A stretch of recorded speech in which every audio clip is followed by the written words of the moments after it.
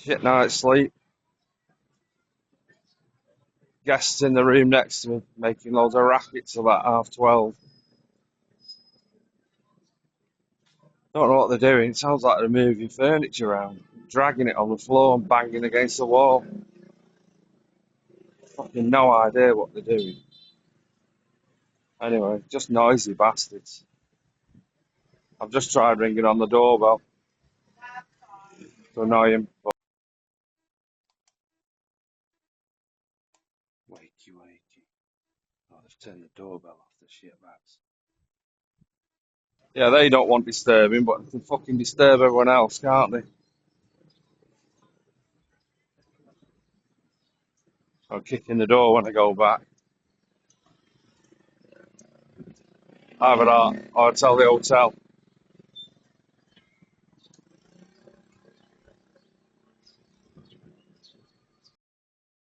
Sounding a bit racist here, but it's always the Vietnamese that make the racket. It's like no one's ever told them, keep the noise down, other people are staying here. There's plenty of Westerners staying there, but you don't hear a peep from them.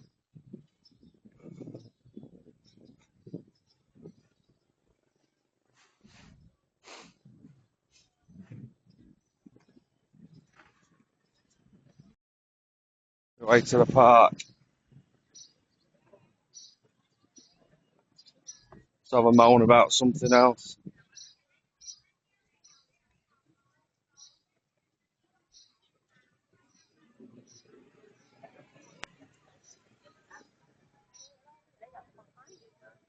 Look at the pretty flowers.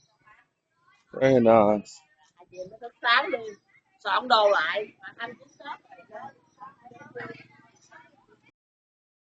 Rabbiting on about. No, don't put that there. Put it over here instead. Well, I'm putting that there. Do you like it or not?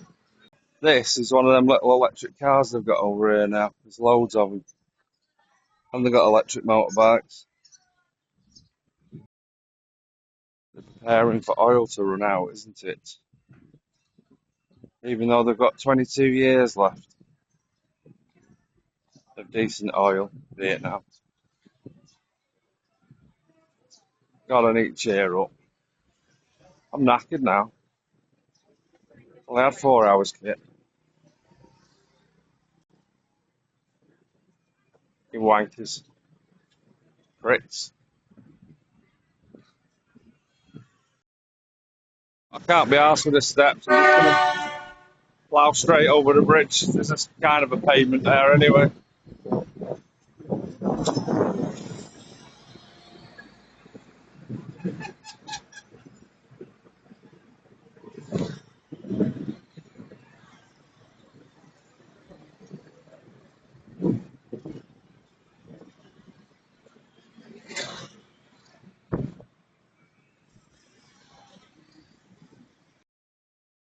A nice river view for you. One there. One there. Well, it's the same one, isn't it, really?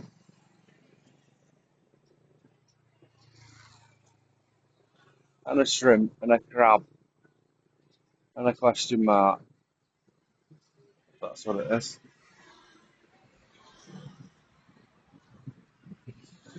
Unless it's their dung. On my Vietnamese lessons, well, the teacher has been on the piss for a week for New Year, and now he's hungover and back at work. So I've not heard from him.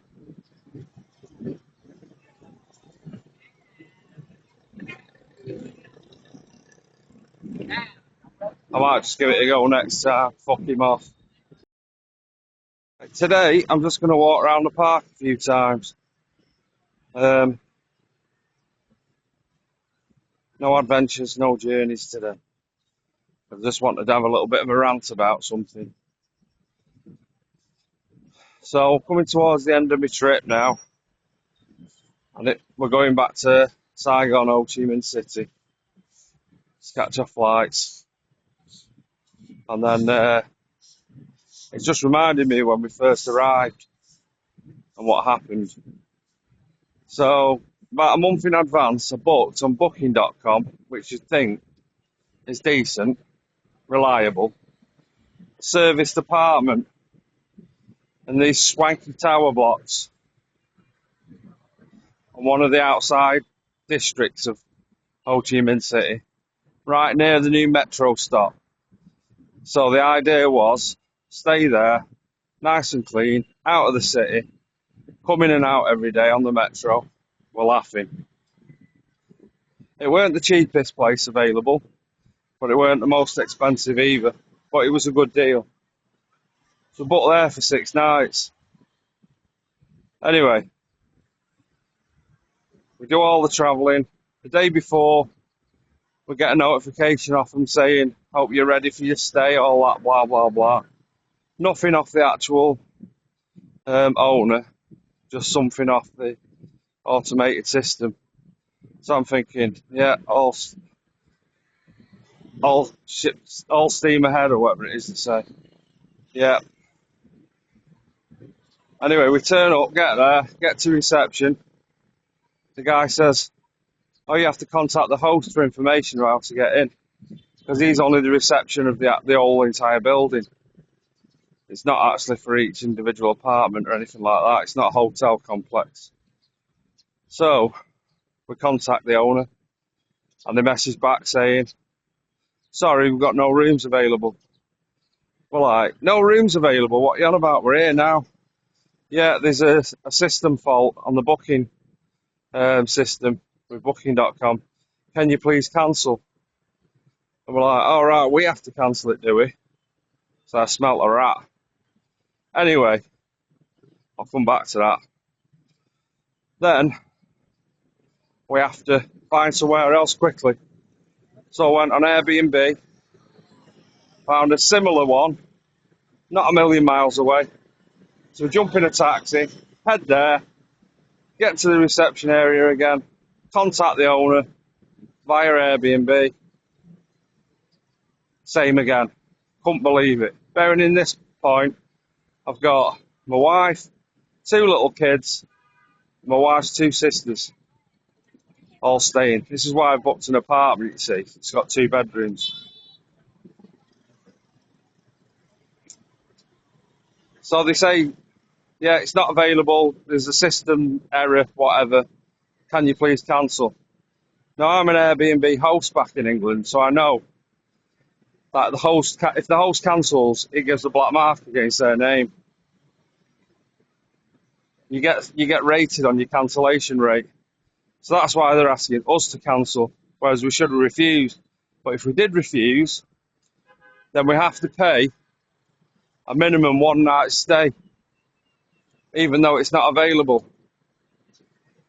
So I had to go along with that at that stage because I didn't want like the 500-600 quid going out of my account, whatever it were. No, I don't think it was quite that much. I think it was about 450 quid. I didn't want that going out of my account straight away at the start of the holiday and not even staying there. So I cancelled them both. Then we had to quickly find somewhere else. We couldn't get anywhere for the for the 6 nights. We could only get somewhere for 1 night. And it weren't the greatest, to be honest. It was basic. And it got us somewhere. So the next day, we're struggling to find anywhere. Really struggling to find anywhere. So we're literally going for anything. We found another one in the Bentan district, so we thought, right, we're central, it's not too bad. Anyway, I look at the pictures, I'm like, God, it looks a bit ropey. But it's somewhere for us to stay. We're only here for the midweek, and then we'll do one.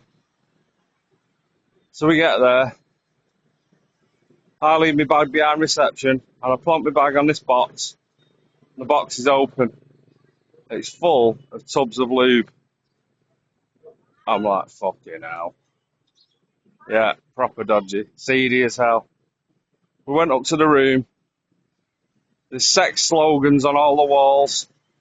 Saying things like, sex is only dirty if you're doing it wrong. All that kind of crap. And I'm thinking, we're in a knocking shop here. Not having this. So we had to go to plan bloody F or what we're on, whatever we're on now. We had to go to the outskirts of the city before we could find anywhere. And we did, we found a cracking little hotel. The only trouble is, it's like about a 45-minute taxi journey into the city every day, there and back. But we made do. I did it. The hotel that we just looked at, the one with the lube and the dildos and butt plugs on the in the bathroom. I just didn't mention that, did I? Yeah, there were all sorts of shit going on. Yeah, they only charged us for an hour, which is, yeah, you can pay somewhere for an hour. You know what it is, don't you? It's a sex hotel. So this is a rant about Booking.com and Airbnb, really. I mean, why aren't they vetting these people? I know they're blaming the system, but I've looked it up, and it's not the system that's at fault, it's them. It's a deliberate thing, because what they're after is they clone the account, so they'll take the photographs of the buildings, they'll take the photographs off the actual website, and then they'll set up in a fake name, fake account, fake bank, well, probably not fake bank account, but a different bank account, and they'll take these bookings for it, hoping that the guests don't cancel and have to forfeit a one-night booking. So even if they're getting one-night booking, like every now and then, it's like free money, isn't it, for them? And at no risk, no cost, other than being kicked off Booking.com. But they'll probably just set up again in another fake name, another clone account. That's how it works. They're not like ripping people off for thousands each time. They're ripping people off for just like for like one night stay that they forfeit. So anyone coming to Vietnam, just beware. There's scammers everywhere. I've since been told, yeah, you should have contacted the owner a few days before to confirm. But I've got a funny feeling it'd have made no difference. They'd have said, yeah, it's available. And then when you get there, it's not. They've no intention, they've no key, they've no number for the key code or anything. It's just they've transferred one listing, cloned it, re-advertised it. Now, Booking.com and Airbnb should crack down on this. I mean, surely with the AI they've got now, they can check for clones. You know, if there's like two listings with exact same pictures, different accounts, surely they'll know one of them's dodgy and do some checks. But they won't, because they're getting their money no matter what. These big companies don't give two shits, so don't bother with them. Anyone watching this, if this finds its way to anyone who's about to do it that way, don't book with them. Try and get a hotel and contact them direct. Anyway, what happened was I then had to complain to Booking.com, and they give some kind of like wanky ass apology, empathise with me, which they paid to do. Some call centre in India. And then they managed to get the owners, or the pretend owners, to waive the one night cancellation fee. So at least I got out with paying any money. But it didn't stop me being plunged into an absolute nightmare when we just first arrived. I mean, it's a busy season. Everywhere's booked. So do not book any of these serviced apartments in Ho Chi Minh City. I will put pictures up. exposing them. So if you recognise anything like that, don't bother. Find a nice hotel instead. I mean, it's such a shame because there's obviously a genuine one there doing the right thing.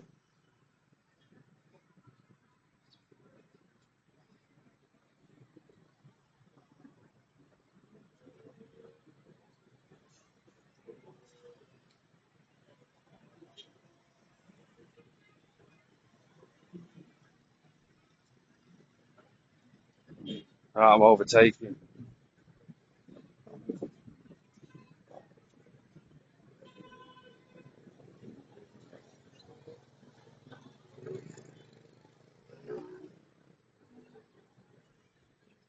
That's why the pavements are fucked.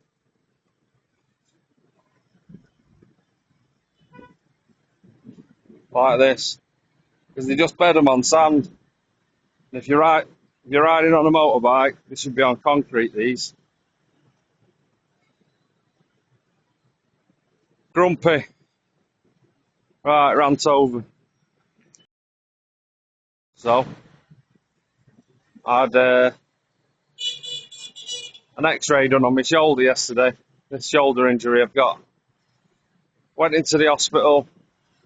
Mrs. spoke to reception while I went for a shit. Yeah, got the shits. Got actually dead nice clean toilets as well. Smelt the bleach, which was good. Not dirty fly infested ones.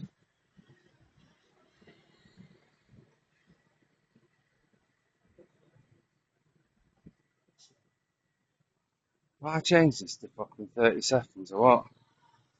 Probably not. Hey, look. Said, yeah, we've got to go to this room here. Hand the paperwork in. Right, stand there, please, sir. Hold your arm like that. Hold your arm like that. 2 shots done. Bosh, done. £3. Come back in an hour for the photos. Or the x-rays. Came back in an hour. In the meantime, in that hour,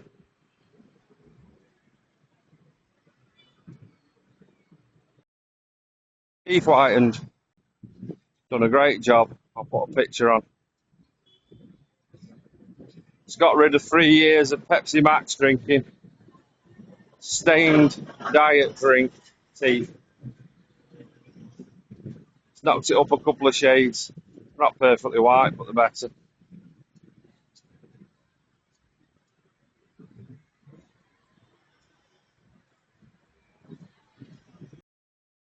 And how much was that? About, what was it? Hang on, let me work it out. About £20. And I was in there 40 minutes. What they do, they put this gel on your teeth and then give you a laser treatment. Couple of goes. 2 20-minute sessions. And it didn't hurt. And it didn't hurt after.